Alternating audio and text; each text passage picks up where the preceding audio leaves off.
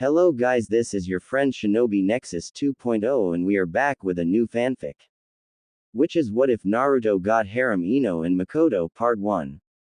And if you enjoy this fanfic then please give me hype instead of comment and subscribe to my channel for more fanfic like this.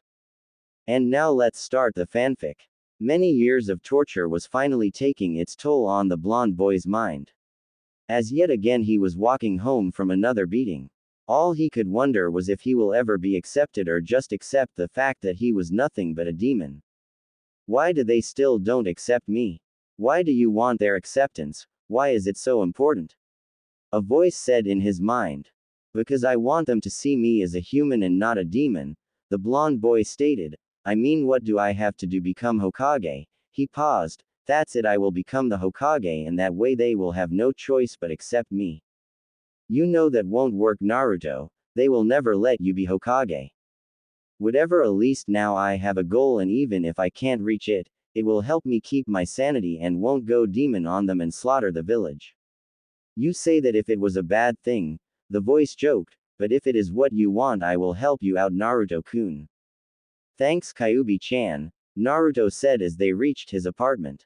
He opened the door only for the room to explode. Naruto was sent flying back down the hall. After he landed hard on the floor he noticed that all the room on his floor were empty and that the resident had moved out.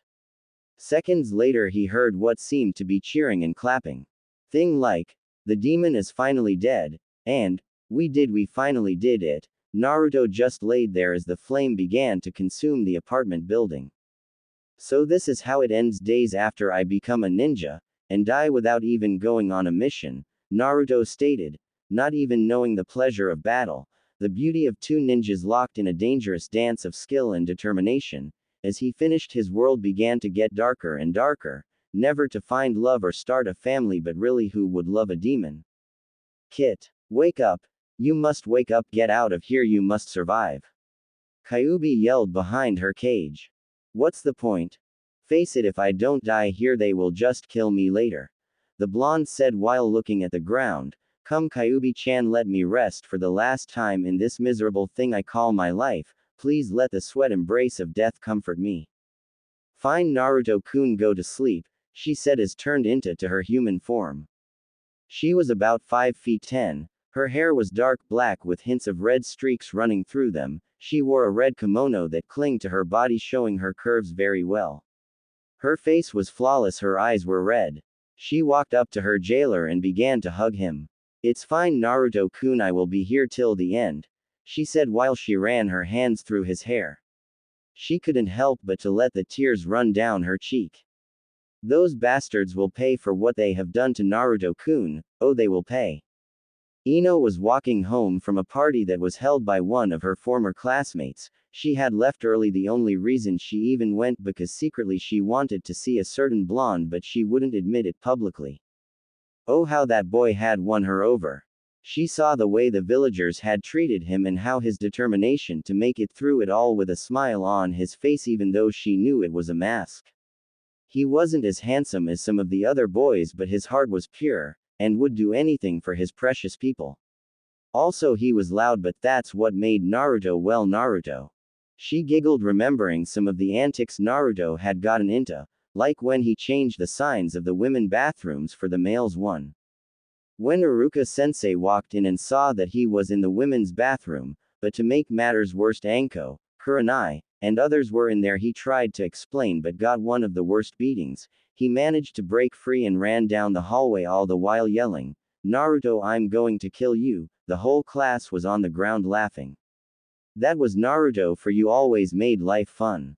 She was quietly walking when she heard an explosion. She quickly ran toward the commotion. After arriving she saw a mob cheering and dancing. She went up to one of the villagers to ask what happened. After hearing how they rigged the apartment to blow to kill the demon she realized whose apartment it was. Naruto, she said and ran into the building. Ino, stop this second, a voice came from the back of the crowd. Ino stopped and turned around only to see her father. Dad, what the meaning of this? He glared at his daughter. I did this village a favor, now leave this place now. No, I got to save Naruto. she replied as tears were flowing because of what her father did. You leave that demon to burn, go home. But I love him. She yelled only to realize what she had said but didn't care anymore. No daughter of mine will love a demon. You go in there and I have no daughter, so what is it going to be? Ino's father yelled knowing that would pick him over that demon, but what he saw next made him very angry and disappointed. She didn't even think about it as she ran into the burning building. Her vision was blurry as the heat and the smoke burned her eyes, but she didn't care as she made her way up to Naruto's floor. After she reached it, she saw Naruto face down. She ran towards him, got on her knees, flipped him around. He had blood on his forehead from the blast. She wiped the blood off his face as she started to cry. Naruto, please wake up, please, was all she said as tears flowed freely from her eyes. She looked down at her love and saw the peaceful expression on his face. More of the building started to fall around them, but she didn't care. She made her choice. She wasn't going to go back. She had basically committed social suicide, but she would be finally happy. I've got to tell him how I feel, she said as she made some hand signs. Mind transfer justice. Her body went limp. Shortly she found herself in a huge room. The walls were painted red with black symbols on it. The ceiling there were beautiful chandeliers that were pure gold. The floor was made of black marble. It looked like a palace from what she could tell. In the far side of the room she could see Naruto. He was laying in a large bed. Sitting next to him was a beautiful woman. She slowly made her way towards Naruto. Stop, who are you and what do you want? She said. My name is Ino and I want to see Naruto one last time. Ino replied. Why, so you can make fun of him, or maybe to kill him? She replied with anger laced on her voice. Can't you see that you have finally broke him? He doesn't want to live anymore, leave now. After hearing that Naruto was broken inside, she felt ashamed because she had helped them accomplish that, but still decided to make things right. No, I just want to tell him my feeling, before we both die. Ino said with tears flowing. This is how she would make things right. She would die right next to him. You would die with him, why? The woman asked while tilting her head, confused about what the girl had said because she knew she was one of the people that tortured him in the past. Because I love him, I've always loved him. I don't know what I would do without him and I am not going to find out. Ino paused. I'll follow Naruto anywhere, even into the afterlife, she finished as she fell on her knees. What about that Uchiha? I thought you love him. I never liked him. It was all an act for my family and friends. She paused for a moment. How stupid was I, trying to make myself fall for someone that I didn't even liked, almost laughing at herself for being that naive. If only I just followed my heart and not my family. Who knows, maybe things would have been different, but what's done is done, and there is nothing we can do about it. What would you be willing to do to save him? Would be willing to become a demon yourself? The woman asked. I would do anything for him, Ino replied. Is there a way to save him? If he wanted revenge on the village, will you help him with his goal? The woman asked again. If Naruto wanted the world for himself, I would not rest until he had it in his hand, Ino yelled. But tell me, is there a way? Do you really mean that, Ino? A voice said, that Ino immediately recognized. Of course, Naruto-kun, Ino said as she looked up at the figure looking back at her. She was happy to finally hear his voice, if only for one last time, but it was enough. Then something hit her. What if he is still mad at me, or what if he doesn't feel the same way as me? She thought as she still had a fixed gaze at Naruto. Naruto got out of his bed and began to walk towards Ino. You don't know how happy that make me feel. He paused. But I'm afraid the Naruto you fell in love with is dead. I cannot forgive this village for what they did to me. He looked startled at her with anger in his eyes. No more will I take the insults or the beating, no more. Ino looked at him with terror still flowing down her cheeks. Naruto-kun, I'm sorry. For what, Ino? For all those time I made fun of you and the hell I put you through. Naruto walked up to her and picked her up and began to hug her.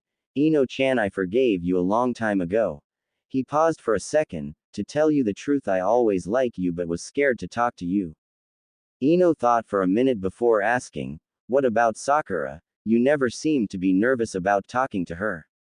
While still holding her, he began to explain that he never liked her and found her quite ugly, not physically but her personality. He only acted like he liked her so Ino wouldn't find out. If one thing he hated was rejection from the girl he liked, so he went after her. Also, why he acted as a total idiot, it was all an act to cover the pain he felt.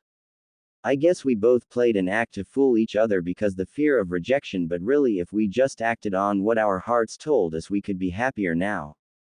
Yes, Ino-chan, if only we did, but past is past and there is nothing we could do about it. The Naruto you knew is dead and now the mask has broken. Naruto paused for a moment before continuing. Would you still love me if I become the very thing they called me? Would still care if I go and kill everyone who even looked at me the wrong way? Would you love a demon? Of course I would. Hell, I'll even become a demon myself just to be with you. Well then, why don't you? That way Naruto's life can be spared as my demonic chakra will be split, giving Naruto-kun a better chance of surviving the ritual. Okay, if it will save Naruto-kun, I will become a demon myself. Ino-chan, are you sure about this? This procedure will alter your mind, you will not be the same Ino. Naruto asked. Naruto-kun, I would follow you to hell just to be with you. Ino said. Ino, you know what that means, right?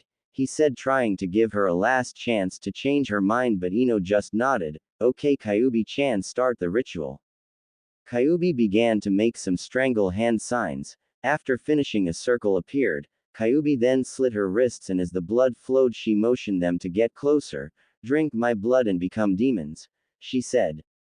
Naruto and Ino both latched onto her wrists and began to drink. They fell to the ground from the pain that followed.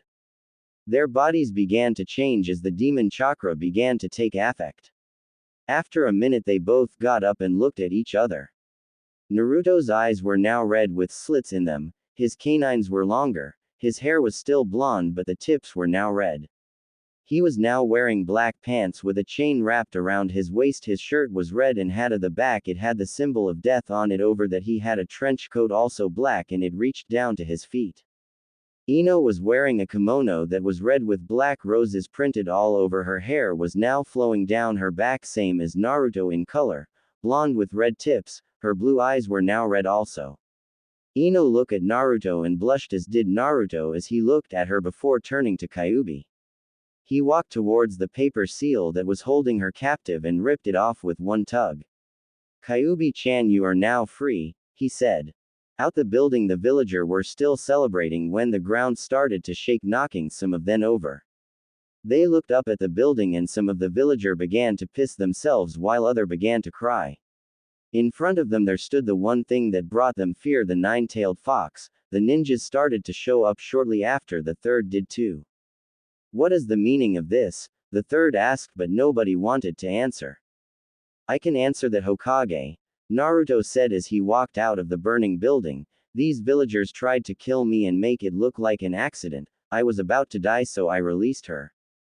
But that's not all, is it, Naruto-kun? Ino stated as she also came out of the building. Of course not, Ino-chan, he stated as he put his hands around her waist. Let my daughter go, you demon, Ino's father yelled. I thought your daughter was dead, Ino stated. Now Ino-chan, you don't have to talk to these humans, after all they all will die, Naruto said while leaking some killer intent, which made the ninjas get into defensive stances. Now no need for that, if I was going to kill you I would have done so. Naruto paused before continuing, okay, I am going to offer you all one time, whoever want to come with me come forward and no harm will come to you. After a minute no one said a word. He was about to speak when he heard a whisper. Nah. Naruto-kun, is that why you? A girl said in the back.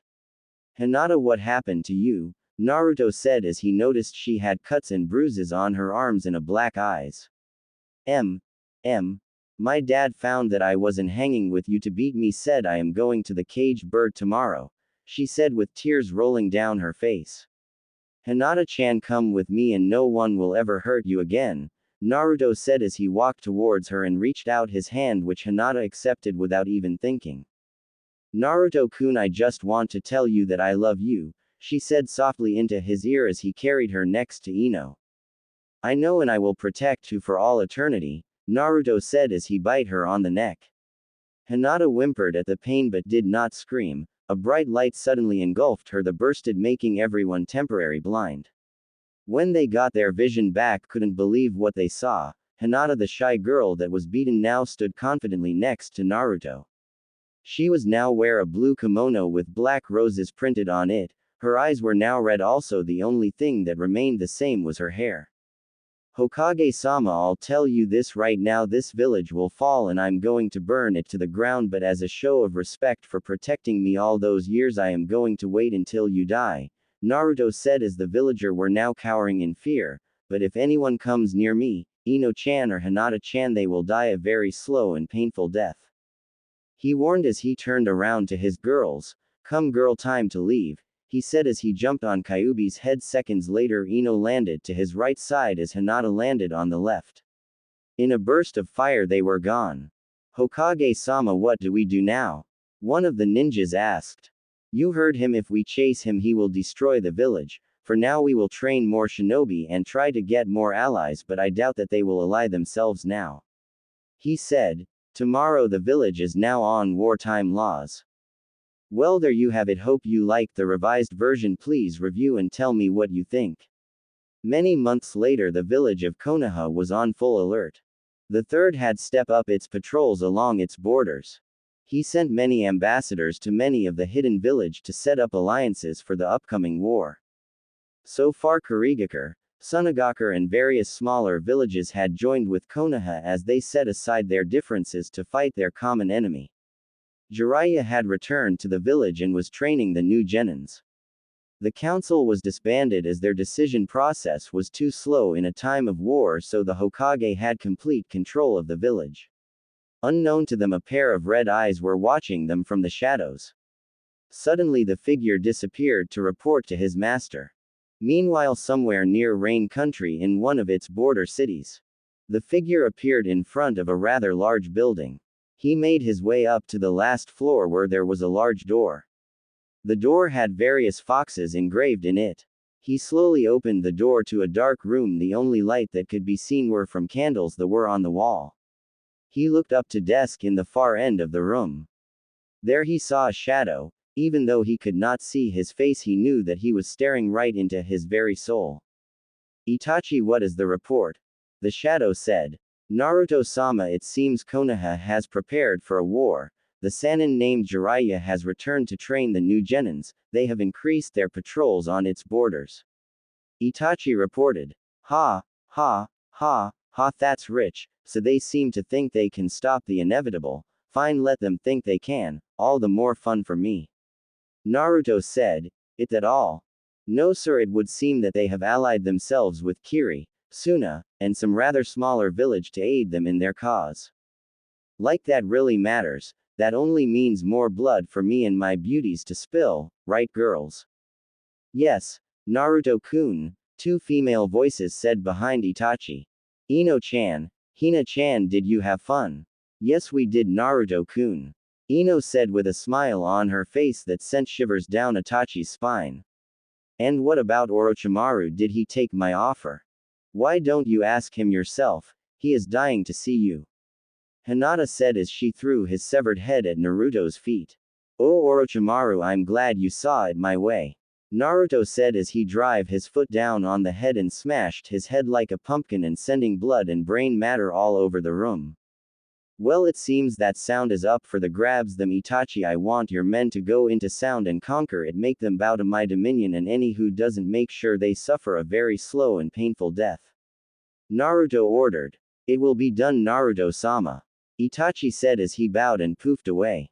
Outside the building, Itachi appeared and let out a sigh of relief. He was scared of him. Yes, the mighty Uchiha was scared to death of Naruto. He still to this day remember when he first saw him. Flashback 2 months ago. Naruto, Ino and Hinata were walking into a small farming village. Itachi and Kisame were following them very closely. We get him when they fall asleep, right? Kisame asked. Yes we will, for now let's keep an eye on them. Itachi replied. They watched as Naruto stopped in front of the largest house in the whole village. They both got into position to make their strike when they heard the couple speaking. Ino-chan, Hinata-chan, what do you think about this place? Naruto asked. I love it. Ino said. It's okay, but I need some entertainment, I'm getting bored. Hinata said. Now Hina-hime, don't worry, you will. But first we need to rest for the night. Tomorrow I promise we will have all the fun you can handle, Naruto said as he looked around the village. Tomorrow indeed. Naruto walked up to the door and knocked. A man came to the door. He was about in his mid-30s, had a mustache and was quite large. What do you want, brat? The man yelled. I like your house, I'm going to take now. Naruto said with a smile on his face.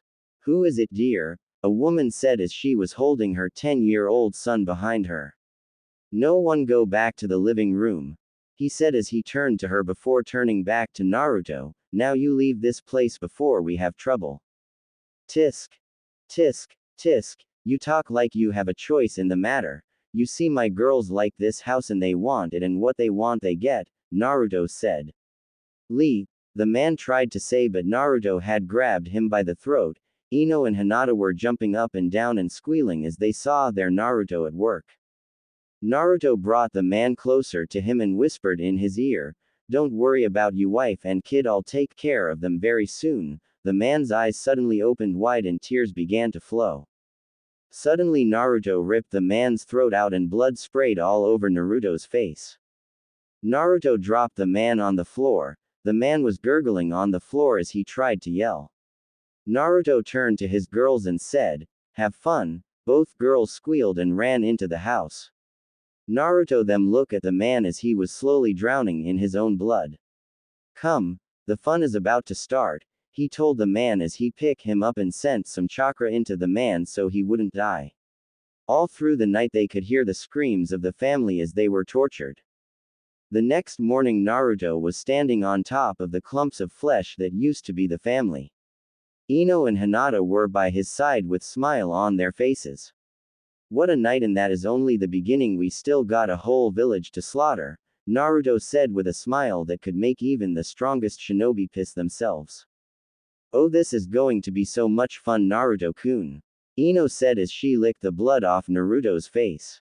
Hey, save some for me, Hinata said as she too began to lick the blood off Naruto. So sweet.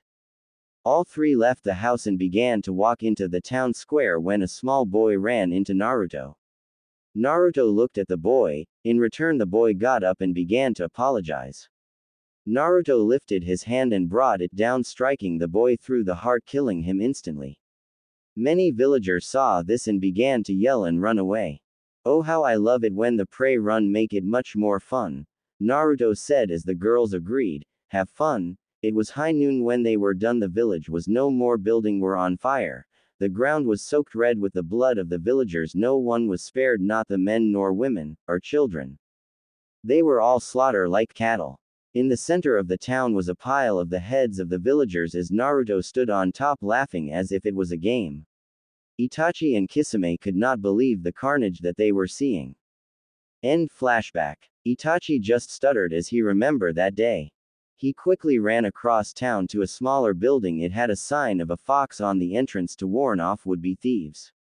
Over the last couple of months everyone knew to leave that building alone. Itachi walked into the building. It was composed of 4 rooms. One was the living area where the people would sleep and hang out. The next room was the office area where they would get their orders. The next was a kitchen. It wasn't very big, but it did the job.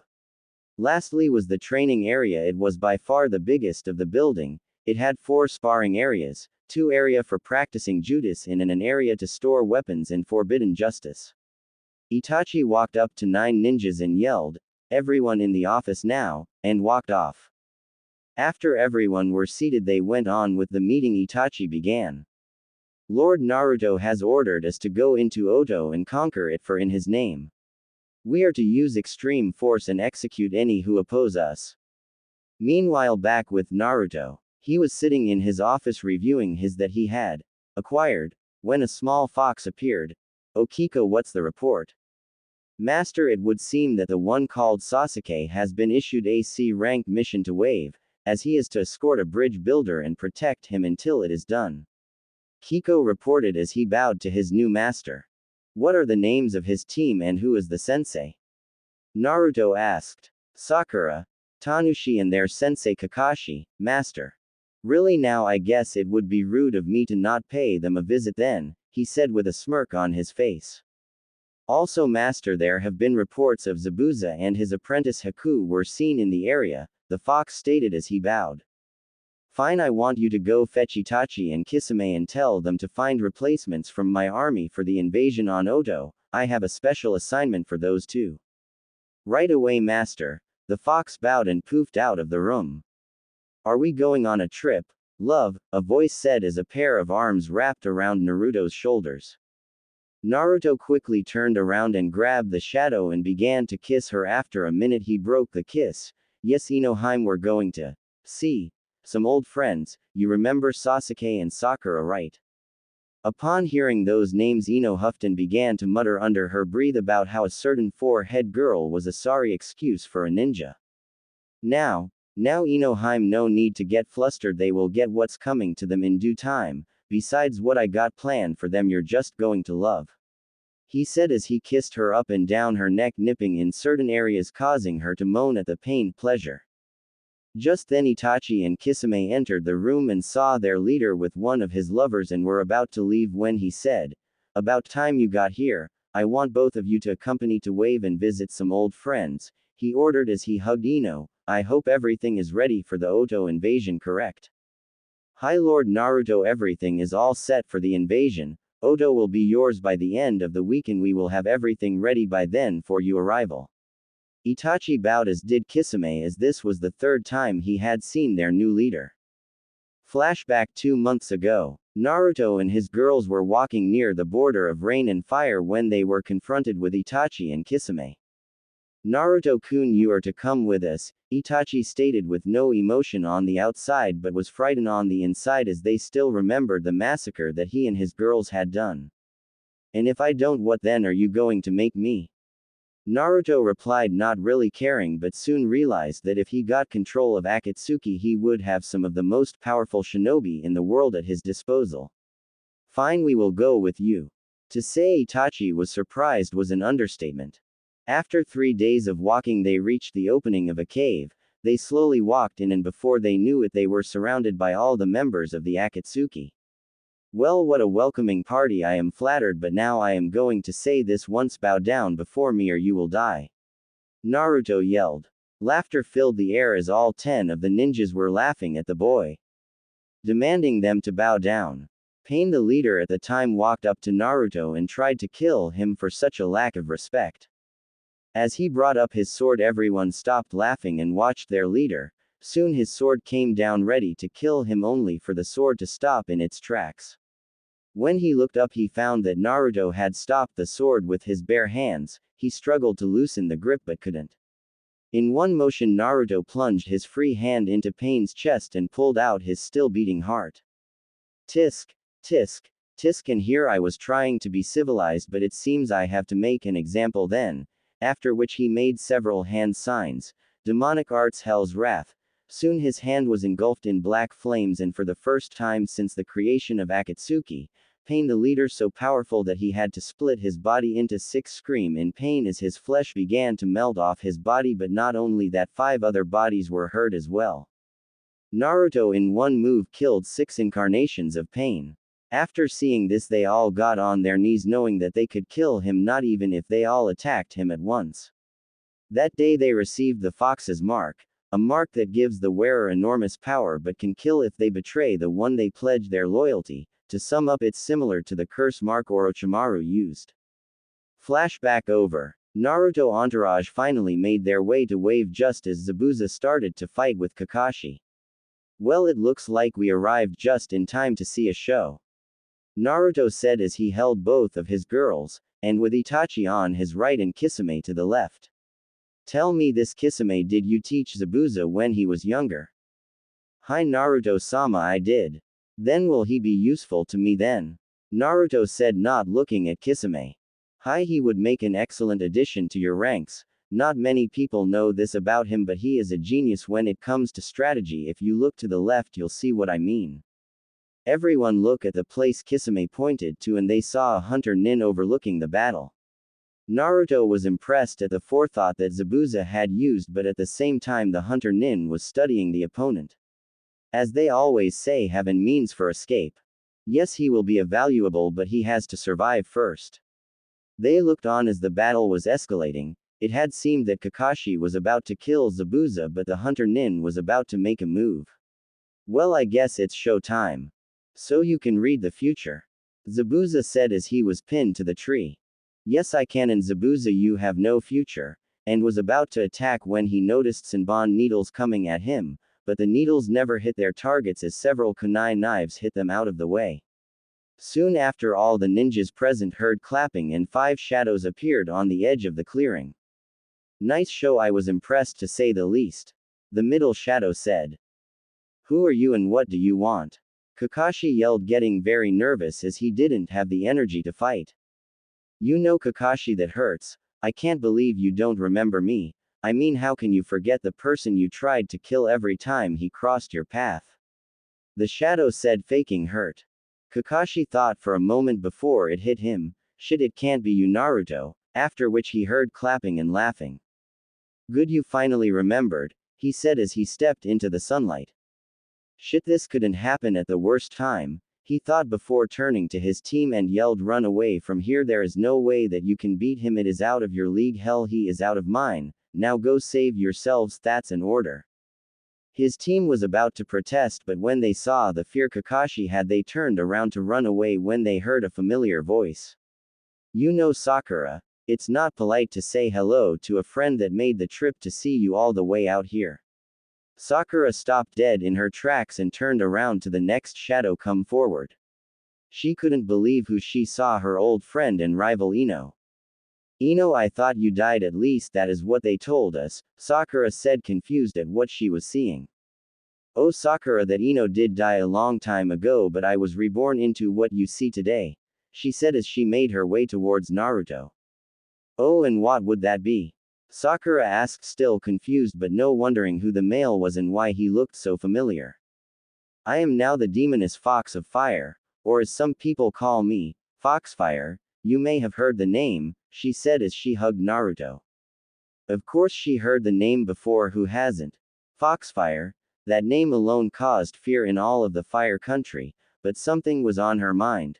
Foxfire was always accompanied with another person, Iceblade. But from what the reports said, they were both females, and the one Ino was with was obviously not her, as it was a man, so where was she? So Ino, tell me, who is Iceblade, and who is that? Now Sakura-chan, I can't believe you forgot me too, Naruto said, but to answer your question, Hinata-chan, you can come out now and introduce yourself. Yes, Naruto-kun, hello everyone, my old name was Hinata, but now I go by Iceblade and I am the demoness of ice. Pleasure to kill, I mean met you, she said as she made her way towards Naruto's side. Kakashi was cursing up a storm about how things turned out. Zabuza was in awe. He had these names and heard of the demoness of fire and ice. He also heard of their beauty, but never did he imagine they were true. Then something hit him. They were also reports that they were married to a very powerful being, the Crimson Fox. The very sound of the name made the strongest man cry like a baby. Everywhere he went, death was sure to follow, and by the looks on how both demoness were hanging off the man, it had to be him. Sakura was about to say something when she heard Zabuza yell, well, now if it isn't the Crimson Fox, what do we had the pleasure of meeting you here? Upon hearing this, everyone there began to shake. Even the mighty Sasuke couldn't stop shaking. He was about to make a run for it when he turned around and was met with someone he didn't want to see at that moment. Hello brother, long time no see. Itachi, what are you doing here? Sasuke stepped back trembling because he knew that he wasn't ready to face his brother yet. Now Sasuke, is that any way to greet your brother? Itachi stated with now emotion on his voice. Here I come all this way to see you, I'm hurt. You, Sasuke yelled, I'm going to kill you. And charged him, throwing punches and kicks, but Itachi just dodged them with ease. Meanwhile with Ino was face to face with Sakura, and she was trembling with fear because she knew how ruthless these people were, and one of them used to be her friend. My, look how you have grown, Ino said as she touched Sakura's face. No wonder Naruto-kun liked you so much, such a pity really. Ino walked behind her. You know it could have been you that saved him, he was so in love with you. She lied as Ino knew that Sakura was developing feelings for him.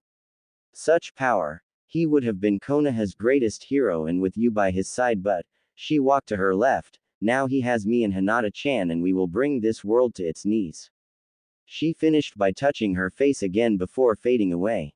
You bitch, I will kill you, Sakura yelled, and kill that demon you call your lover. He is nothing but an abomination and he will fail, this I promise you, and then Sasuke will fall in love with me.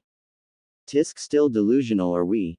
Sasuke will never love you and you want to know why? Ino showed up again in front of her, because how can someone love someone so ugly? Ino placed her pointer finger on her forehead. As she touched Sakura's skin began to burn, and she began to scream. Ino just had a wicked smile as she slid her finger down her face. With Naruto, Hinata was standing next to Naruto with her arms wrapped around him. Naruto just stared at Kakashi and Tenushi. Kakashi was extremely worried as he faced Naruto and Hinata. Tenushi was only looking at Hinata. Hinata-chan, what are you doing with that demon? He asked her. Don't call me that, only Naruto-kun can call me that, and to answer your question, I with him because I love him and I am helping him with his dreams of ruling the world. No, this can't be. You can't love him, he must have you under a spell, but don't worry, I'll kill him and break the spell, and with that he lunged at Naruto. He had a hand on his sword. Naruto on the other hand just stood there showing no emotion. To him that boy was no threat, but he would soon find out why he is feared all through the shinobi world. Seconds passed and Tenushi was about to strike Naruto, but all he hit was air as Naruto disappeared.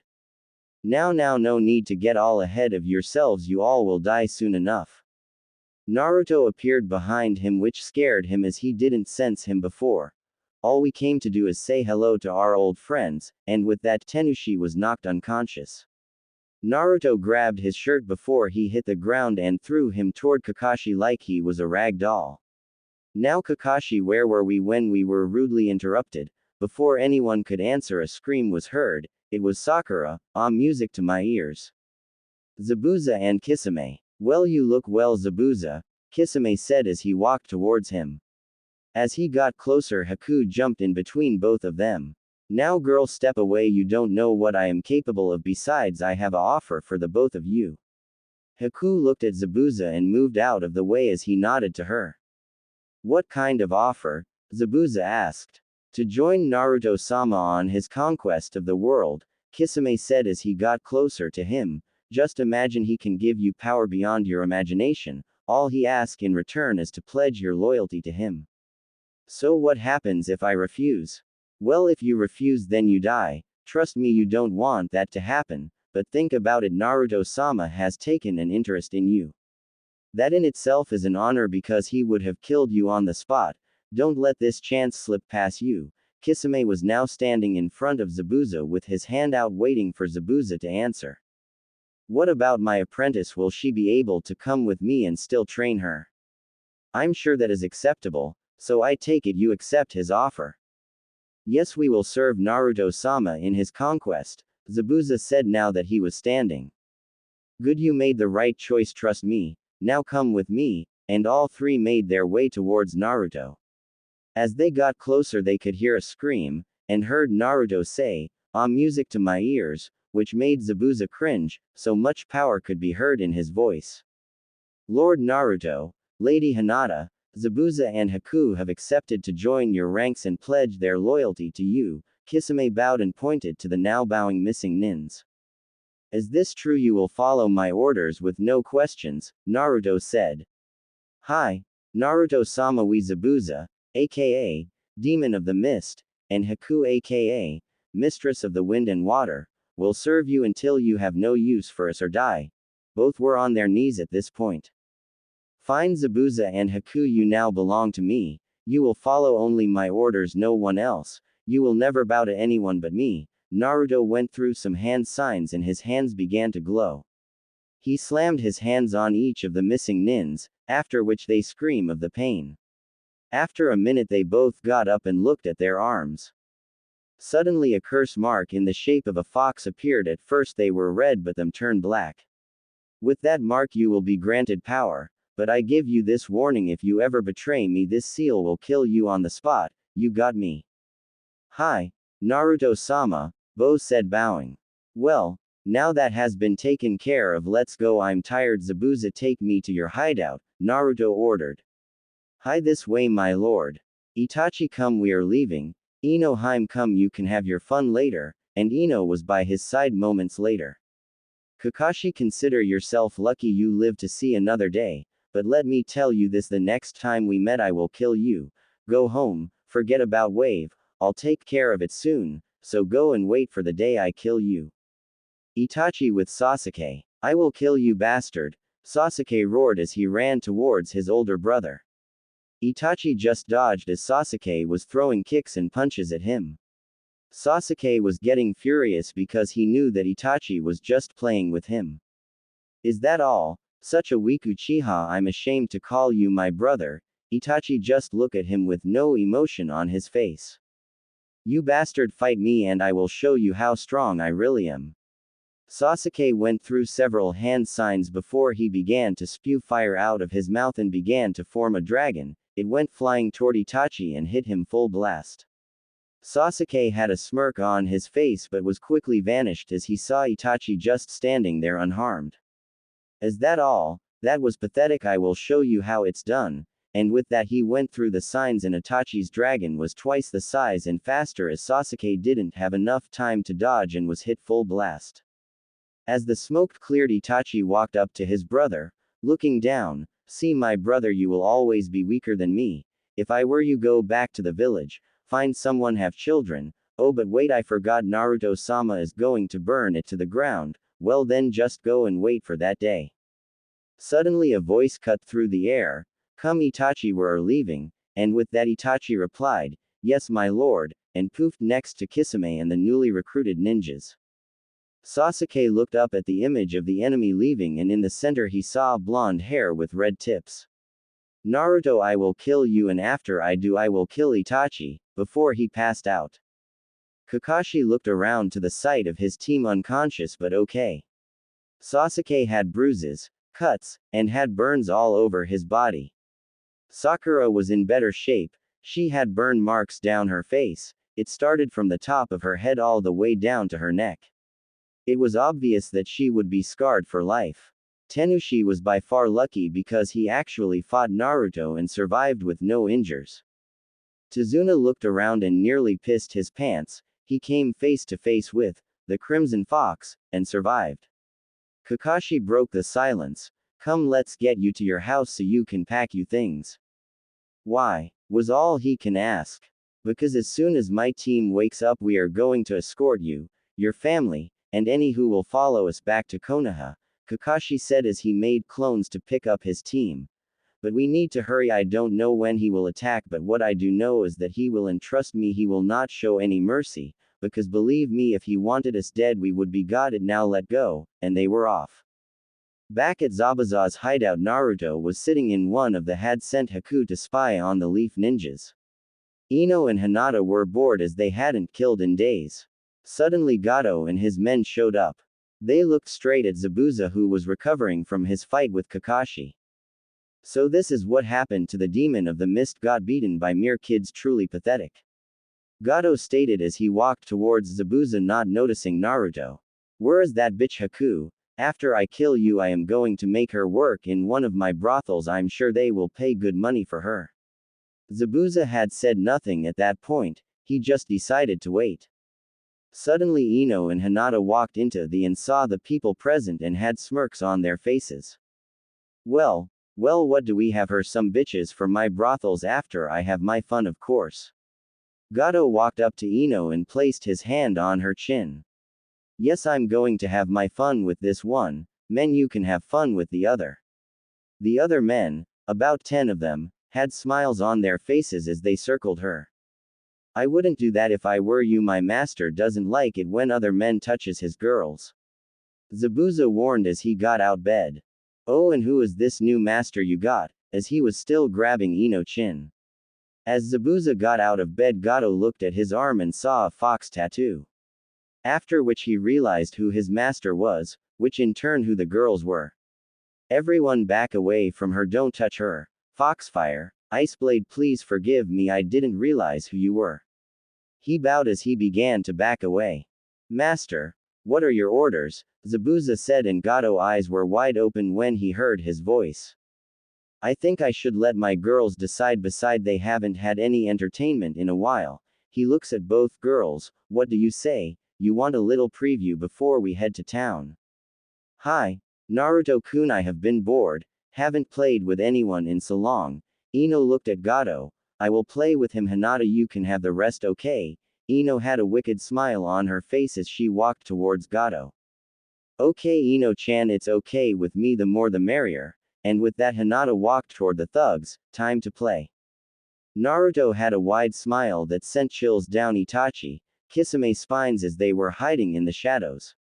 Come Zabuza, I want to speak with you and what your new charge will be. Yes Naruto-sama, and walked behind Naruto followed by the other two, leaving Hinata and Ino to their playtime. What will Zabuza's new role be? Will Kakashi get out of waves safely before Naruto makes his move? What is the history between Tenushi and Hinata? The town of Konoha, there is a little boy running for his life. Many villagers and Chunin's level ninjas were chasing him, throwing knives and rocks. They keep chasing him until he reached a dead end. Please leave me alone. I didn't do anything. The boy cried out. I didn't do anything, why do you hate me? The villagers just looked at him with hatred and yelled things like a demon, like you can't remember what you did. And, why don't you just die? They began to beat and kick him. Many cuts and bruises were starting to form. The boy did only what he could and put himself into a ball to prevent any more injuries. The beating continued for 10 minutes, but to him it was hours. Finally they stopped and 4 of the Chunins walked up and unsheathed their katanas. They drove the blades into the young boy's chest and stomach. After that they simply walked away and left the boy for dead. As the boy began to bleed to death, a young girl with what seemed to be buns in her hair suddenly came to vision. The boy looked at her and saw her eyes were full of worry. She appeared to look back and yell for someone. Another girl came into his vision. She looked like she was about 14 or 15 years old, and the thing that he could see were her ruby-colored eyes before passing out. Suddenly Naruto sat up with sweat covering his whole body. Why do I keep dreaming about that, and who are those 2 girls at the end? He thought as he got out of his bed, not waking Hinata and Ino. He got dressed and walked out into the cold forest. A small fox suddenly appeared and bowed to his master. Master, I'm here to inform you that sound is now yours and ready for your arrival. Good to hear. Is there any more news you need to report? Hi, Ryo-san from the Land of Winds has informed me of another vassal, Shukaku the one-tailed raccoon. Ah well, I guess after my little vacation I should visit my brother. Think it's time for a family reunion. Fine, dismissed. Hi. And with that he disappeared. I grow tired of this place. Pack everything up and be ready for our departure. We leave at sunset after we deal with Wave.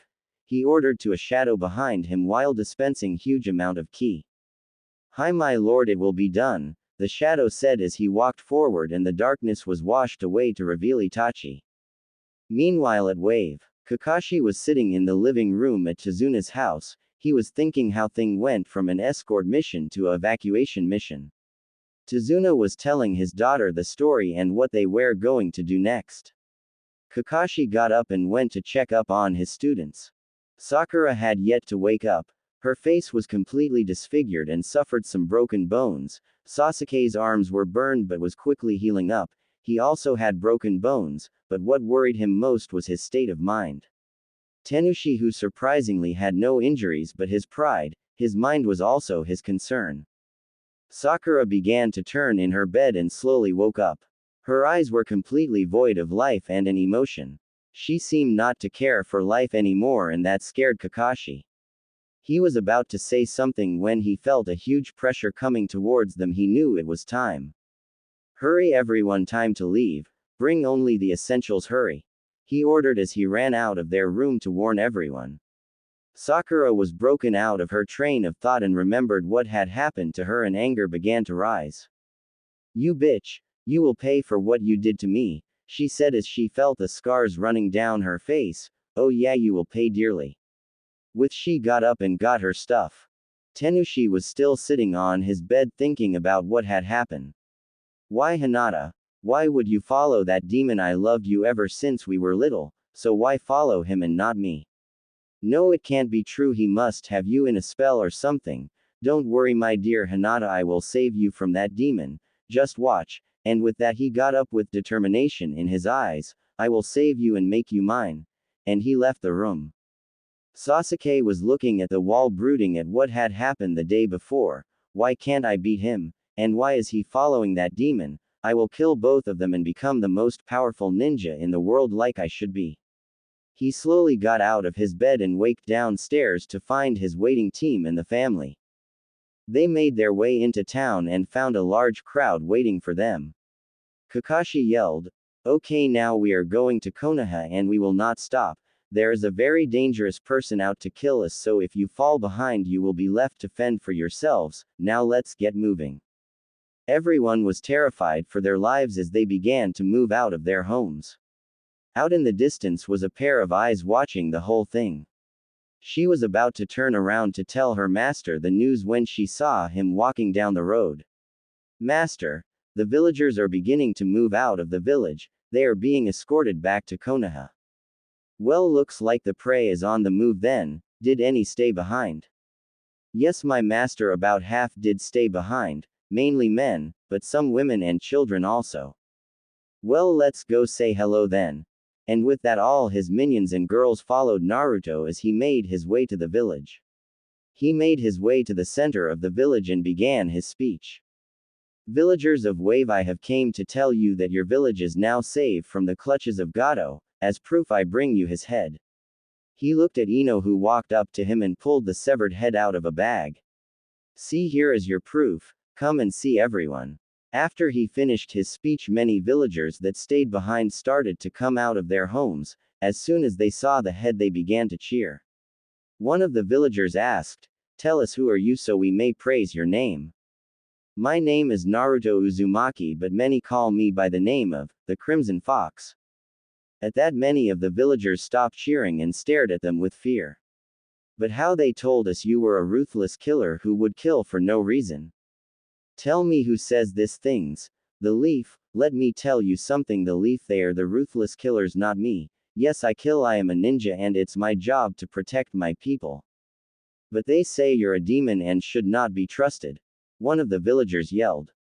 "A demon? I guess you can call me that, but tell me, would a demon free your village?" "No, he would not, he would destroy it. The Leaf has clouded your minds and tried to take you back to its village so they can turn you into slaves. The men in work camps, the women in brothels to fulfill their lust, the boys would be sent to the richest family as their slaves, and the girls would be sold to rich fat businessmen as their personal plaything. Disgusting.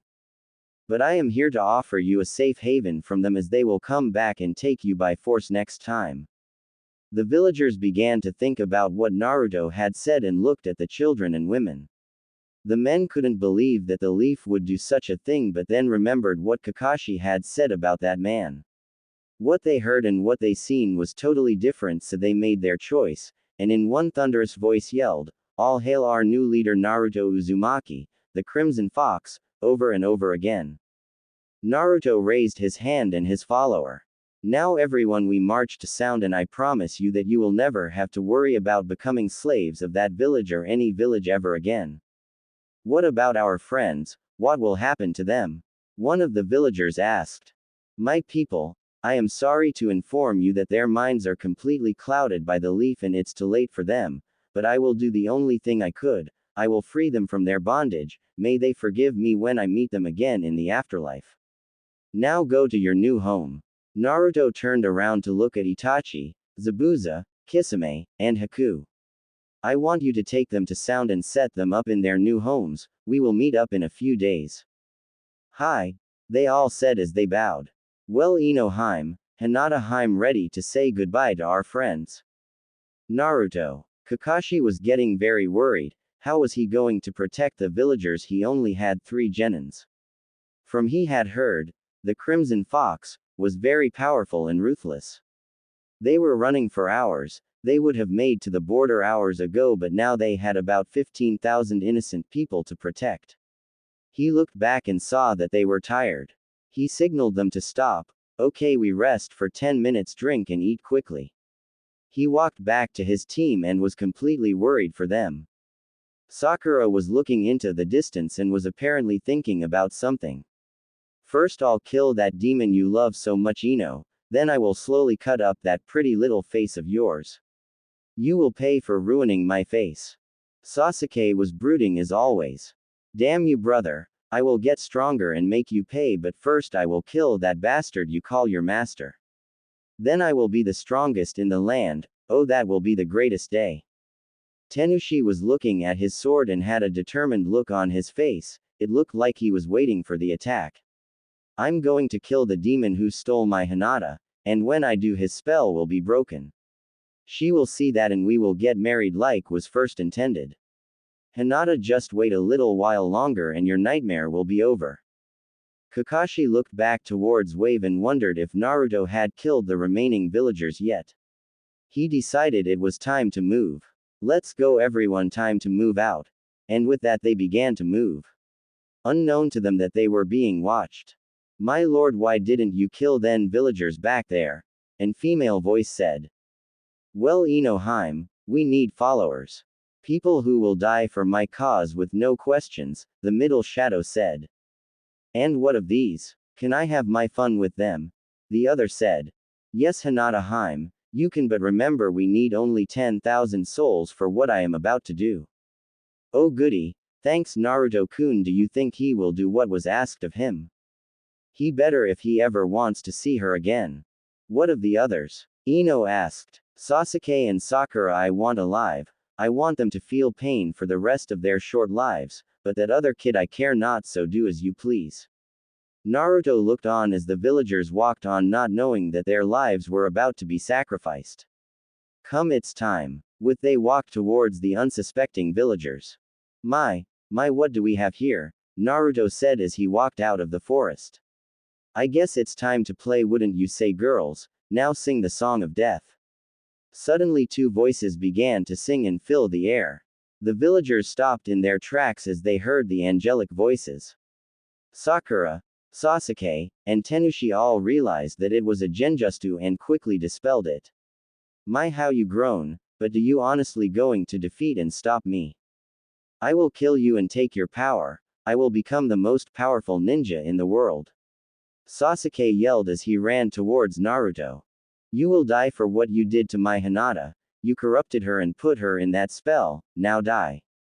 Tenushi ran towards to kill the one man that was in his way of getting Hinata back. Ah, the demon finally decided to show his face, so tell me where is that bitch at? I got a score to settle with the bitch. Sakura just looked at Naruto with all the hatred she could muster. My, so eager to die, and here I thought we could play. Naruto said with a smile on his face as Sasuke threw a kick at Naruto's face. Naruto only ducked and caught his leg, throwing it to the side leaving his head open, where Naruto used as he punched Sasuke in the face, sending him flying back 15 feet. Tenushi was about to hit Naruto when he thought his back was turned only to receive a kick to his side, breaking several ribs. Tenushi looked up and what he saw was the most beautiful thing in his eyes, Hinata. Hinata, why would you go with this demon? I thought you loved me. Tenushi said as he looked upon his love. Like I would love a weakling like you. My heart belongs to Naruto-kun and I will follow him into hell where we will rule for all time. Now prepare to die as I haven't killed in such a long time. Hinata walked up to the now terrified Tenushi. No, I won't accept that. I know you love me. We were supposed to get married and live a long and happy life. It was that demon, he contaminated you mind and soul, but don't worry my love, I will break that spell he put on you and we can go back to Konoha where we can get married and forget this ever happened. Hinata thought she would have a little more fun and decided to play with his head. She clutched her head and began to act as if she was in pain. Tenushi-kun, please help me. I don't want to do this anymore, please. Help me. She continued to hold her head and got onto her knees. Back with Sasuke, he was on the ground writhing in pain as Naruto broke his nose.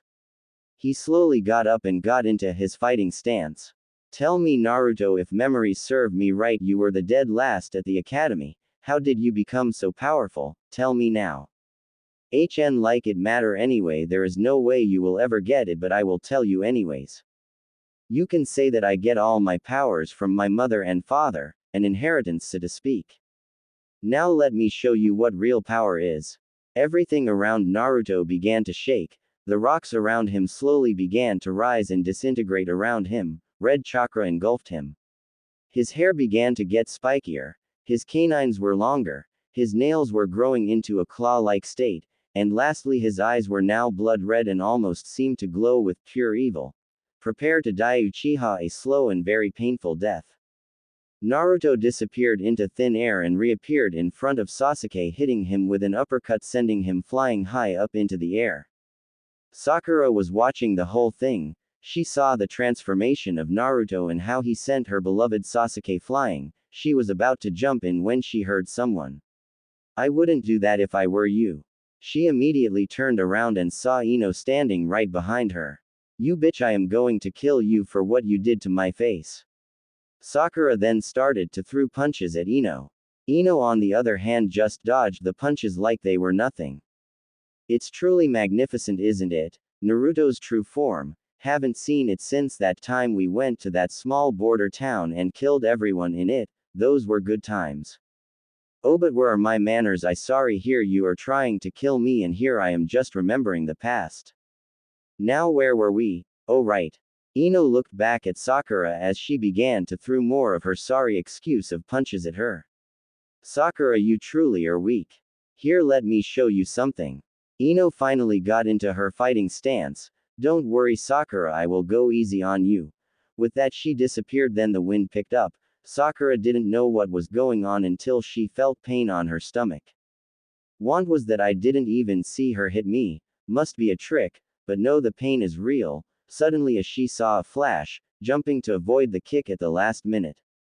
She was on guard when the next series of attacks came at her. She managed to avoid many of them but couldn't stop the last one as it hit her on the arm. A snap was heard followed by a scream. The bitch broke my arm. Damn, she is too strong, and if she is holding back there is no way I can take her on. Got to find a way to get out of this situation before she kills me. She was brought out of her daze as she felt intense pain on her left leg. Ino had broken her leg in 4 places, making it almost impossible to move. Well, that was no fun. Man, here I thought you would at least give me some form of entertainment. Boy, I guess I was wrong.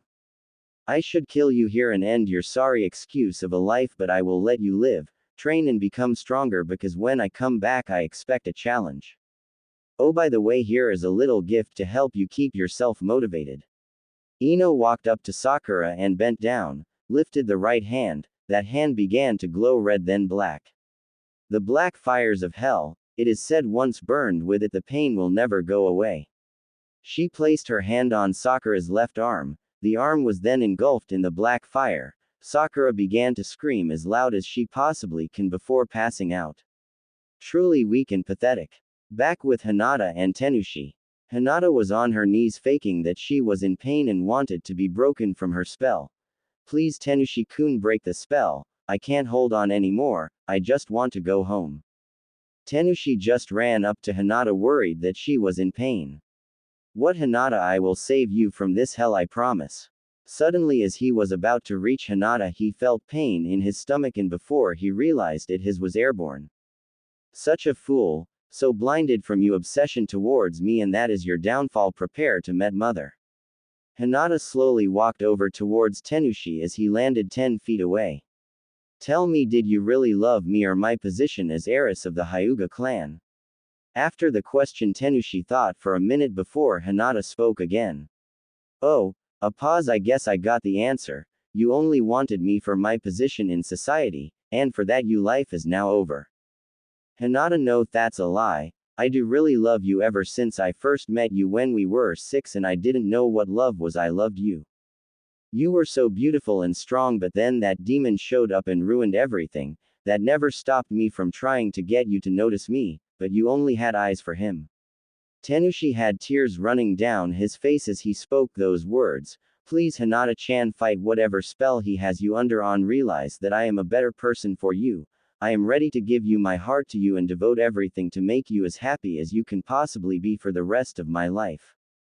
Oh really, you ready to give your heart and devote your life to me, huh? The Hinata got into a thinking pose as a wicked smile came over her face.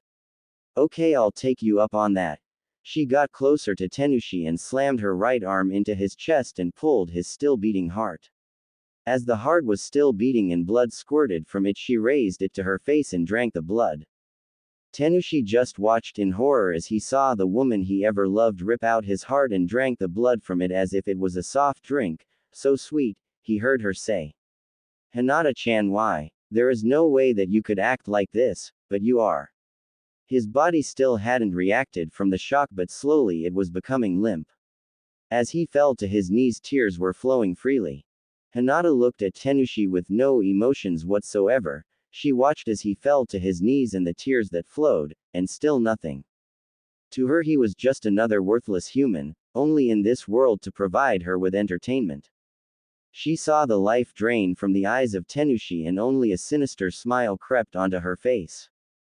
She walked up to him and looked down at him. Now you will die. Say hello to mother when you see her and have fun. She lifted her left hand and gathered demonic charka.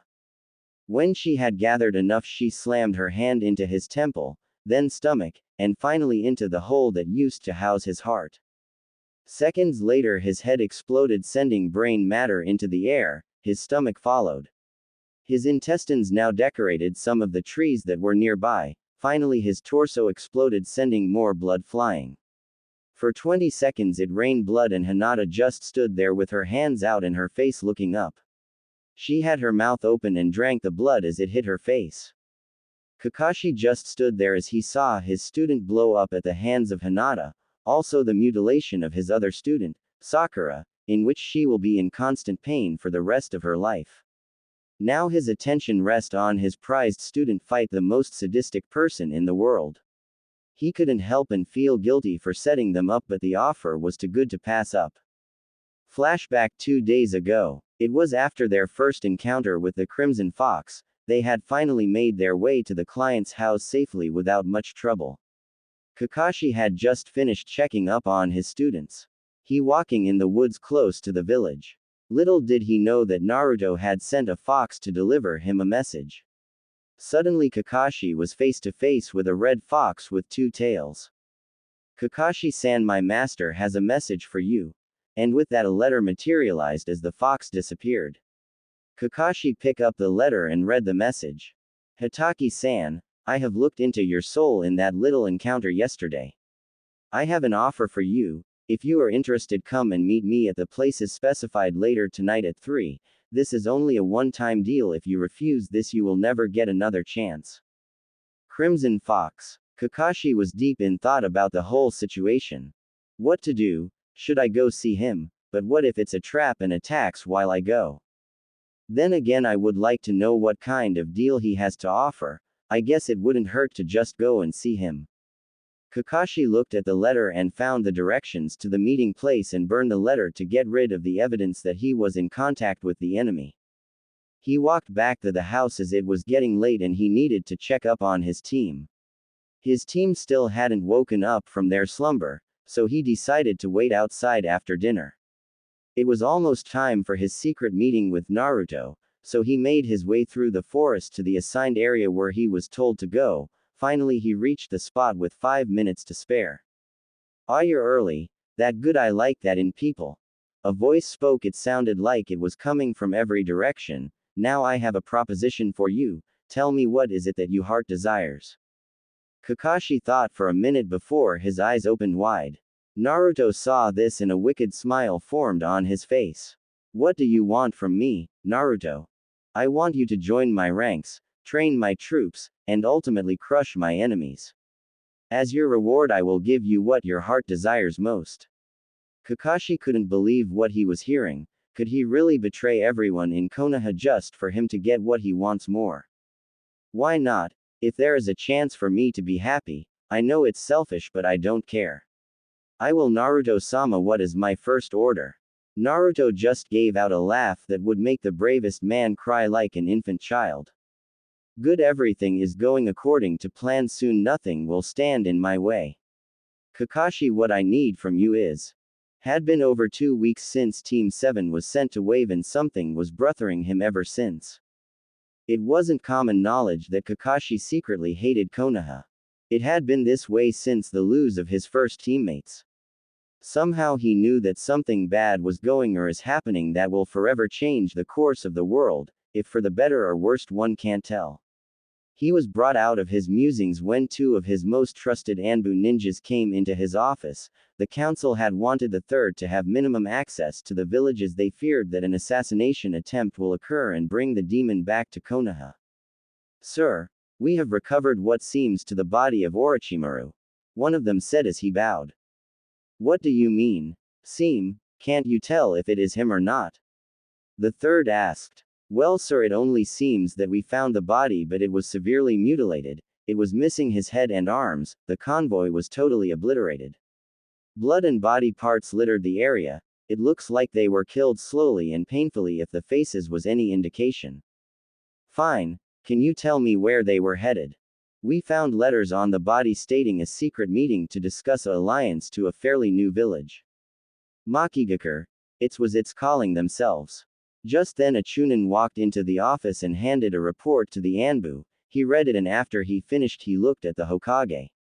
Sir, sound has been destroyed. Reports state that it was this new village, Makigakure.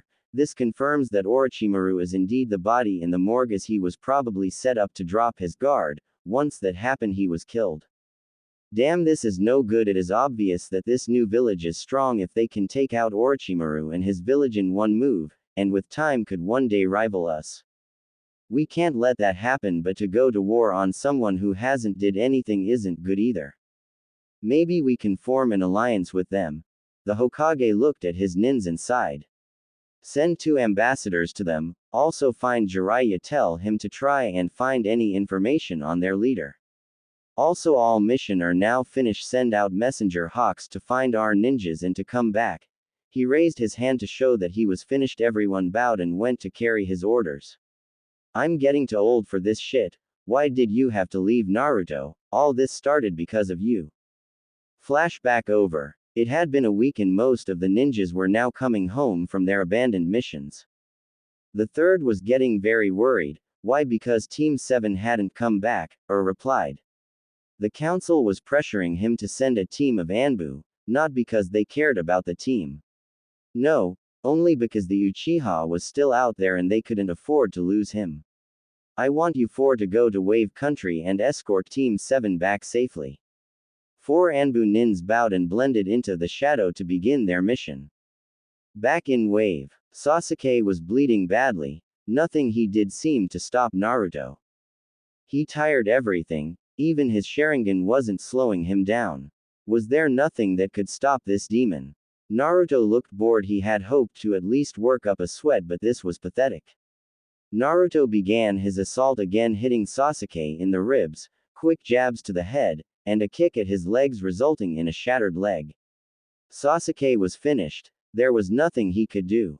Naruto, on the other hand, had something special in mind.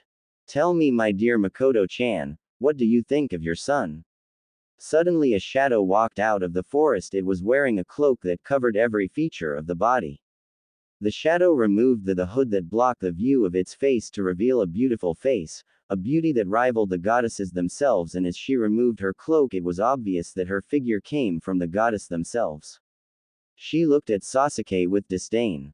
Mother, how can this be? You are dead. I saw you die myself. Even my bastard of a brother made me watch it over and over for 3 hours, Sasuke cried as he was surprised to see his mother alive. Shut the up, you sorry excuse of an Uchiha, you're just like your father and arrogant. I am glad Itachi-kun did all a favor and killed them. Now Naruto-kun, Lady Kira wants to know if everything is going according to plan. Of course, my dear Miki-chan, I have the souls ready to begin the ritual soon. Mother will have her other half and her mate back, and you will be by my side, and together we will rebuild your clan back to its former glory, if not better. But what do we do about your son here? Naruto asked as he put his arm around her waist and brought her close to his body, which Sasuke was pissed beyond imagination. Son? What son? My son is in your village getting ready for you glorious return, my lord. That piece of trash is just some accident. As for the ritual, I will go and tell my mistress that everything is going according to plan. I can't wait to be with you and bring our clan back. With that, Mikoto kissed Naruto passionately. Naruto saw the anger in Sasuke's eyes, so he thought to push things little farther. He went and grabbed Mikoto's, getting a moan from her. They soon broke their kiss, and with a bow she disappeared into nothingness, and her voice could be heard. Can't wait for the real thing, my lord. As for that trash, I don't think he is worthy to have our eyes. Then the voice vanished. You heard your mother. You don't deserve those eyes, but I know who does. Kakashi, take those eyes from him. They are a gift for you. But my lord, I already have a Sharingan eye and I can't turn it off. Kakashi said, much to Sasuke's surprise. Fine then, just take one of them. I guess I will be generous, and don't worry about turning them off. I got someone who has been training with Kami himself. I know she will help you out when the time comes. I know you will pleasantly surprised on who she is. Kakashi walked up to his former student and pulled out a kunai knife. He slowly bent down and plunged the knife into Sasuke's left eye socket and pulled out his eye while it was still active. He sealed it into a scroll so it can implant it later. Sasuke looked up at Kakashi with surprise. Why, Kakashi? Why did you betray Konoha? I thought you loved the village. Me love that place. No, I've lost my love to that place long ago when I lost her. That place sent her on a suicide mission because she found some information about Naruto-sama and his parents. Because of that, I will follow Naruto-sama to hell when he fulfills his part of the deal. He began to walk away from the mutilated Sasuke and stood next to Naruto. My lord, what are we to do with them? And he pointed to the villagers that he brought to Naruto.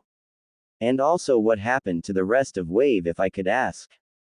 Oh, of course, Kakashi. The people of Wave are now part of Makigakure. As for the land, I have already sent some of my people still in that Rain City and ordered them to build up a navy and businesses to start making revenue from my village.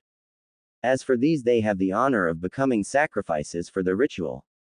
Come, let's begin with it soon. I feel trouble is coming this way. Not that I minds more bloodshed, but I'm a busy demon and have many things to do. And he walked towards the villager who were still under the influence of the Genjutsu. He began to make several hand signs. Suddenly the ground began to glow white. Several seals started to appear. A wall of charca engulfed the area and produced a dome that could be seen miles away, which got the attention of the Anbu team as they made their way towards Wave, but unknown to either of them, they got the attention of a small group of wandering ninjas. They all had cloaks to cover their faces. One of them spoke, getting the attention from the rest of the group. That energy is demonic by nature. We must go and destroy it.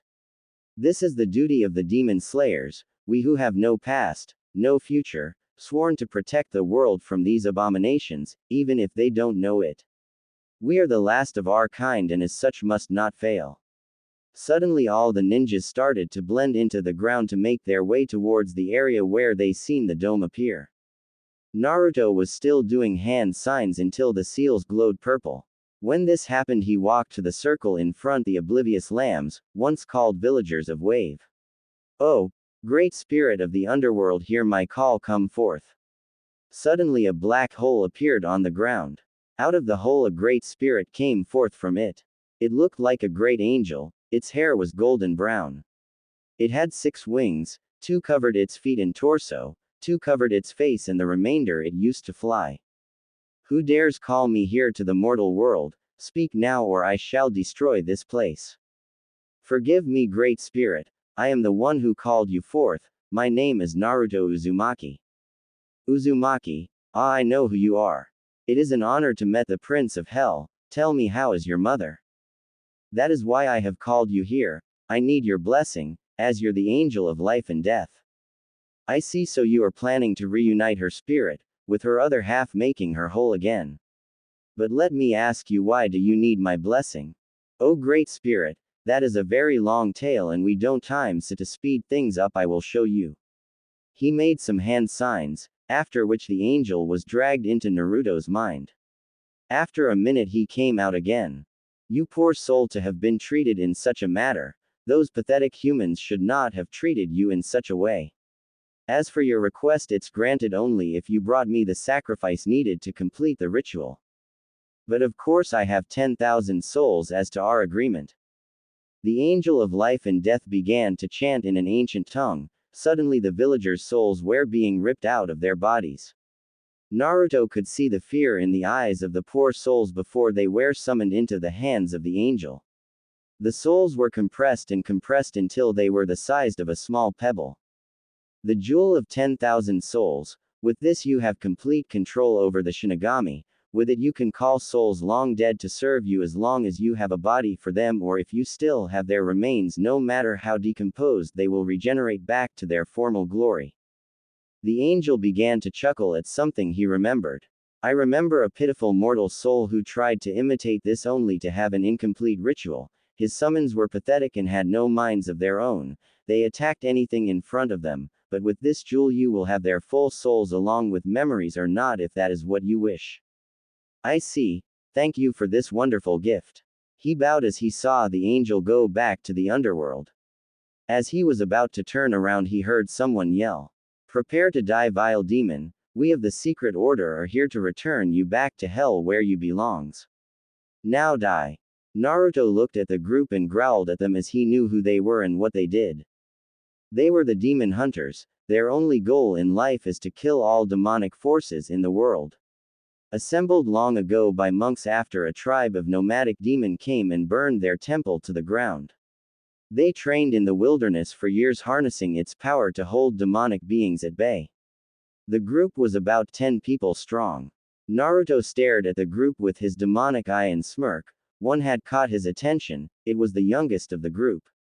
She had white hair that reached the middle of her back. She had it tied into a ponytail. Her skin was a deep tan color, testament to her time outside. Her face had a cold and emotionless look to it which in some way enhanced her beauty. Even if her face didn't betray her emotion, her eyes said it all.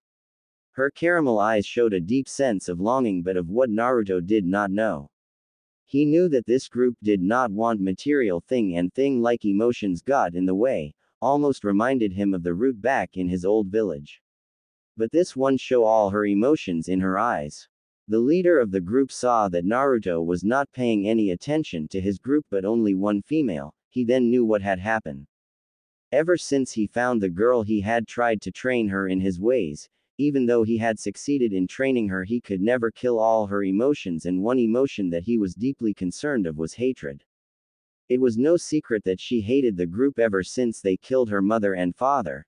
They tried to explain to her that it was just a mission, but the only thing they managed to do it lessen the hate.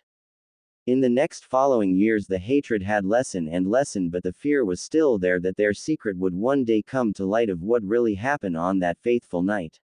Now Tenchu had a problem. A demon of unknown strength was looking at the girl that he had come to love as a daughter, even if he would not admit it. "Kunara, don't look into its eyes. Look away," he yelled as he rushed Naruto, but Ino and Hinata intercepted him and nearly took his head off. If it wasn't for another of his clansmen took the blow and was killed. After he saw the two girls he immediately knew who he was dealing with, but he had a bigger problem. Meanwhile, deep in the subconscious of Kunara, Naruto walked down the hallways looking for something. He only found memories of when she was the group, that is, until he came to a door that seemed to be locked and had chains across it. He was about to break it open when something yelled, "What are you doing here? Leave, you are not welcome here." Naruto looked back at the manifestation of the girl spirit. He only gave her a large evil grin as he began to pour his tainted chakra into a ball. "Girl, you interest me. Tell me, why is this door locked?" he said as he looked into the girl's confused expression. Surely this girl knew of the sealed door, or did she?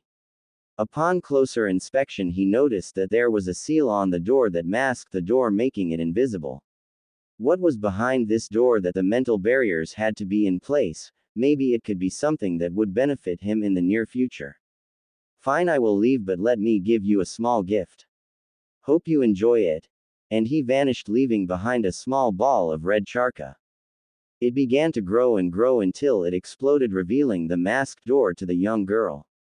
She went to open the door, and when she did, all those hidden emotions and memories came back to her. The only thing she could do is scream into the heavens as pain coursed throughout her body. Meanwhile, in the real world, Ino and Hinata were having a blast, killing the lesser members of the group.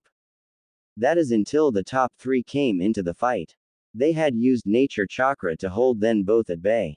Badly beaten, Ino and Hinata were getting desperate. If something did not happen in the next couple of seconds, they would be dead. Their prayers were answered by the scream of the remaining female demon hunter.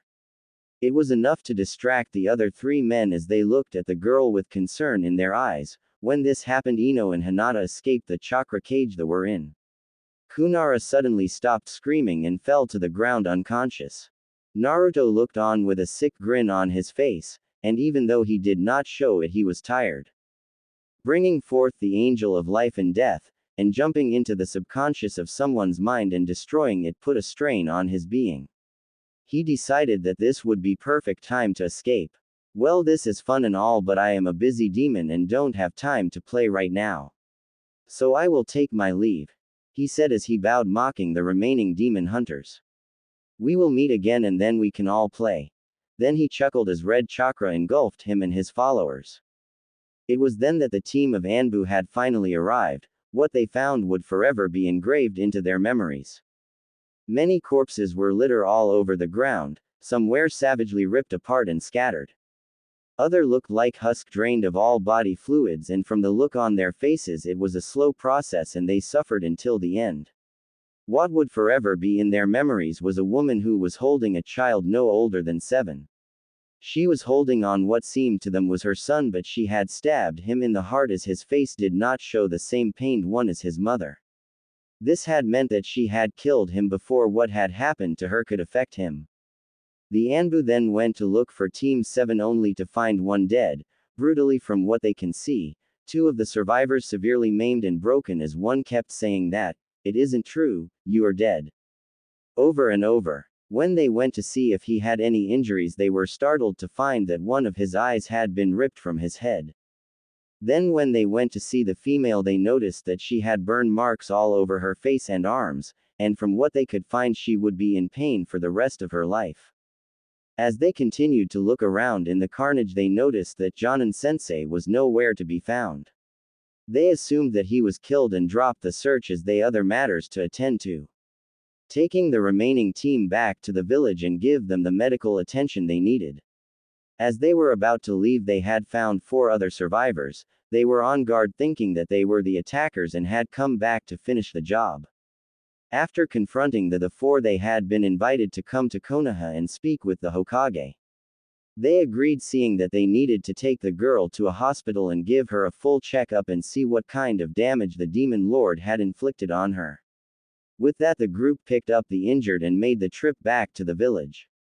Naruto was furious, no beyond furious. He had almost went into a blood rage.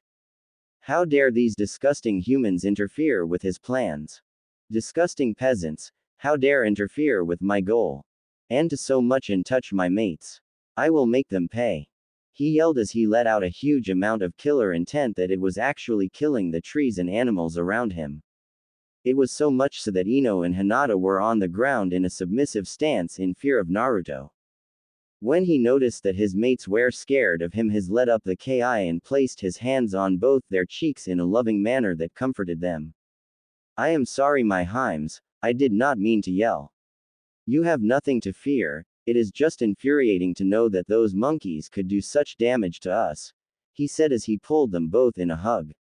After comforting and healing his mates, he turned to Kakashi as he was standing near a clearing looking in the direction of where his home once was. Kakashi, come here and receive my mark. Naruto said, breaking Kakashi out of his thoughts. Kakashi walked over to his new lord and bowed down in front of him. Kakashi, do you swear your loyalty to me and my empire?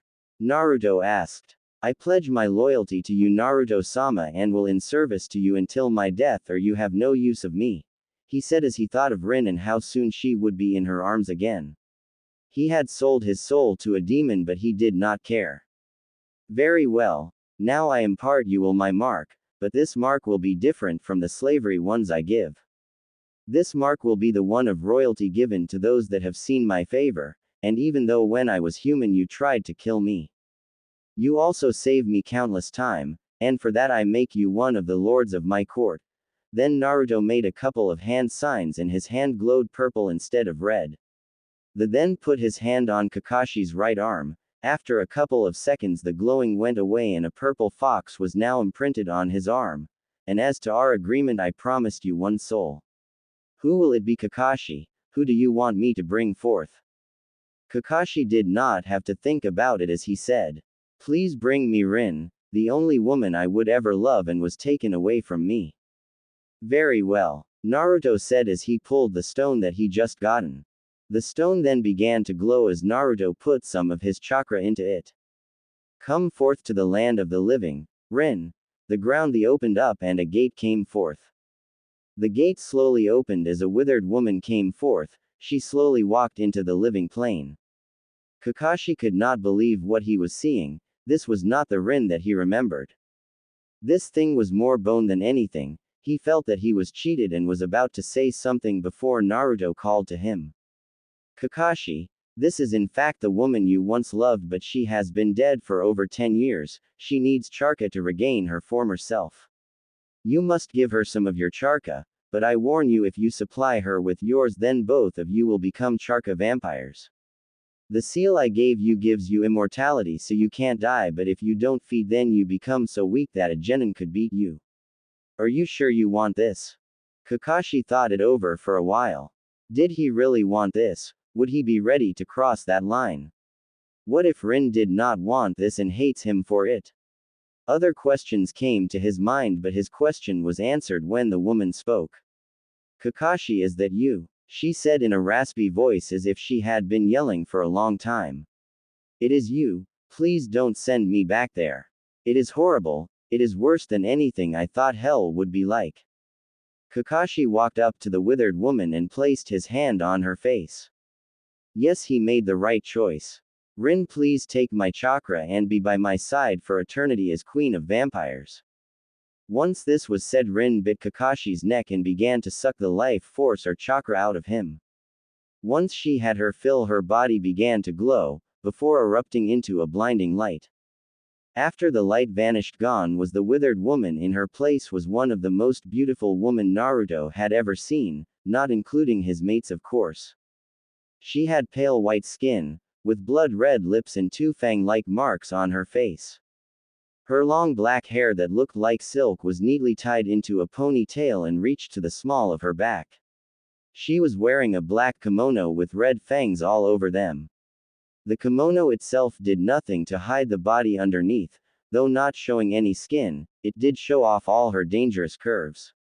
Her eyes now had a blood-red hue to them, but she wasn't the only one who had changed. Kakashi had also went through a transformation, not a big one, but some noticeable feature could be seen. His face was now blemish-free and the scar he once had was now gone. His Sharingan eye was now deactivated and his eyes were now the same color as his mate. His body seemed to fill out more and he became more agile. Ah, I see that you have changed also, Kakashi. Come, it's time to return to my village and plan our next move. Naruto said as he walked towards what was once Oto. Kakashi and Rin began to walk with Naruto. Now it's time to talk about what your roles will be. As I told Kakashi, you are now vampires, but instead of blood you drain the charka of your prey. The same principles apply to you as any vampires. If you bite your victims you will inject your taint into them. In time they will either become vampires if they are pure and be one of your children, or if not they will become mindless ghouls that will destroy anything in their path. They can only be controlled by the one who infected them. Naruto said as they walked towards Makigakure. It had taken them 4 hours before they reached the border of their new evil empire. Once they crossed, they were met with Itachi and Tobi. Naruto was no idiot, as he knew who Tobi really was. They had a confrontation the day that Naruto took over the organization. They had came to an agreement that Naruto was going to give Madara control of the western section of the empire to do as he sees fit. Madara in turn gave him his clan to do as he saw fit. Which at the time seemed like a good idea until Madara recapped the deal and saw that he got the short end of the deal, but it was too late seeing as he was already bonded with the seal. At first he was furious, but then decided that there was nothing he could do about it. Naruto was his lord now, and he lost the chance to create a Uchiha-only nation, seeing that Naruto was also lord of the Uchiha. Master, welcome to Makigakure. Everything has been set for your glorious return. Itachi said as they both bowed to him. Has my general been placed yet? Naruto asked. Hi.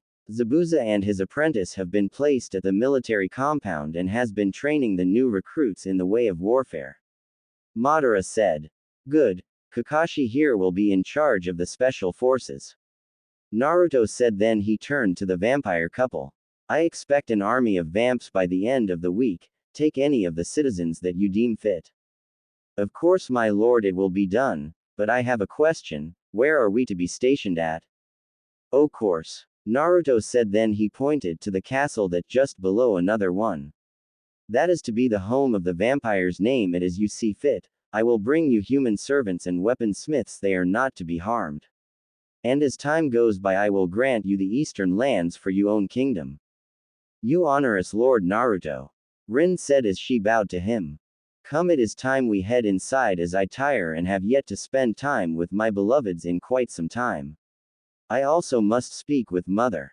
Naruto said as Itachi and Tobi guided him into the village hidden in hell.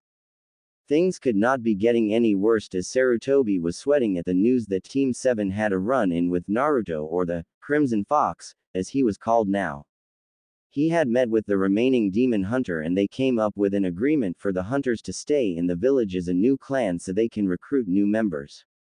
He was also saddened by the fact that they had lost one of their most powerful ninjas. Kakashi was the source of most of their jutsus nowadays, seeing that he had the only working Sharingan at that time. It was him that would go out and find new jutsu to add to Konoha's strength. The council was in an uproar when they found out that he had been killed in action by the demon lord, and to make matter worse, they had taken one of the eyes of the Uchiha, for what purpose they did not know. The Haruno was of no consequence as she was not from a shinobi clan. Tenushi's massacre sent shocks down everyone as he was the grandson of the daimyo. He was furious when he found out that he was killed on an easy C-rank mission. It wasn't until they told him about the demon lord that thing really hit the fan. He told them that they were responsible for the creation of the demon, seeing that he was human at one time. If they had not provoked Naruto, then he would not have found out about his demonic mother and accepted her.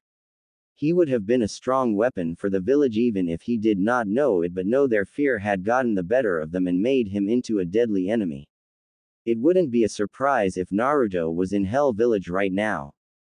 That of course got the attention of the council. If Naruto was in Hell Village, then he would become a more powerful than anyone in Leaf. They could not let that happen. They had to find some way for Naruto to return to the Leaf, but how? The way that they treated him growing up, only an idiot would be foolish enough to come back to that. They knew that they could not attack him as it would bring his fury to the village early.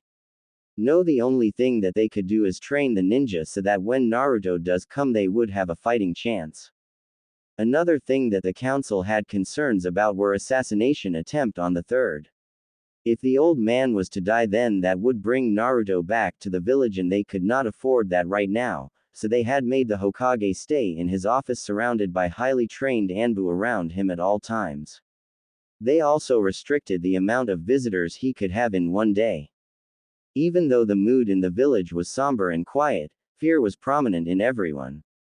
The only hope they had now was the arrival of the new clan. They had made a special class just for them. This class of ninja was the Demon Hunter Jonins. Many of the younger ninjas, mostly genins, joined their training regiment so that they could better fight the new evil threat of the village. Sasuke was sent to a mental ward after his attempted suicide after he was released from the hospital. Danzo had personally taken interest in his mental rehabilitation, though Sasuke had lost much of his memory because of the trauma. He still remembered Naruto and his brother. He promised that he will bring down the demon and bring honor back to the Uchiha clan. Sakura was the first to join the special training as she had a score to settle with her once friend. She had her face covered by a metal face mask that hid her terrible scars. It was made to look like an actual face with the outline of a mouth and nose. The eyes were covered by black material that was hard like steel, but she was able to see out of them. Her arms were covered in medicated gauze that helped the burning sensation, if only for a little while. She would soon use the pain as a tool to help her defeat the demons.